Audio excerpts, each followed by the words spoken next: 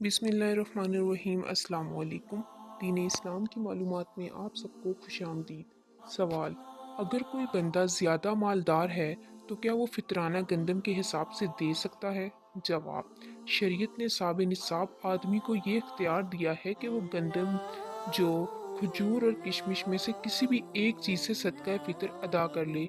वो अगर इन चारों में से किसी भी एक से अदा करेगा तो सदका फ़ितर अदा हो जाएगा। लेकिन अल्लाह ताला ने जिस आदमी को इस्ताअत दी हो, इसके लिए बेहतर ये है कि वो अपनी इस्ताअत के मुताबिक ज़्यादा से ज़्यादा सदका फ़ितर अदा करे। और जो शख्स अल्लाह के रास्ते में जितना ज़्यादा खर्च करेगा, अल्लाह ताला इसका अजर बढ़ा चढ़ा कर अता फरमाएंगे। बहरहाल, अगर मालदार आदमी गंदम के एतबार से सदका फ़ितर अदा करेगा, अगरचे इसकी इस्ताअत इससे ज़्यादा की हो, तो तब भी इसका सदका फ़ितर अदा हो जाएगा।